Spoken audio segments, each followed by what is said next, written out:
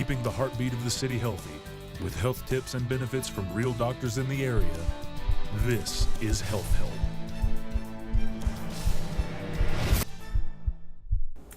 Well, my name is Sarakay Johnson, and I'm going to talk to you about the emergency preparedness. September is National Preparedness Month, and it's a good time to think about building a personal emergency supply kit. So when you're thinking about putting together your kit, some good things to include are non-perishable food items. We usually like to include water as well. We recommend 1 gallon of water per person per day, and we generally recommend keeping about 3 days of supplies. So when you're choosing your food and your water, you want to do things that are high protein items, things that have a long shelf life, and that will obviously be non-perishable. Some things to include are some personal documents that are important to you. So these are things like copies of your driver's license, copies of birth certificates, marriage certificates, things like that, that maybe people don't typically think of, but that are important to keep in a safe place. And also when you're putting your kit together, consider a kit that you can keep in your house, as well as one that you could take with you. So your in-home kit would be something that you would need for if you had to stay in your home for a shelter-in-place situation. But you would also need to have these supplies readily available for when you would need to take them with you. And again, we recommend a 3-day supply of items.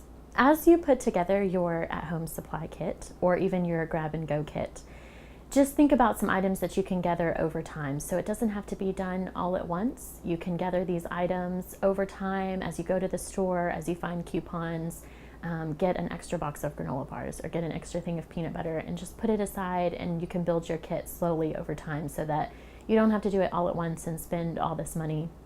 And a lot of these items you probably already have around your house, but it's important to keep them together in a centralized location so that you can easily find them when you need them.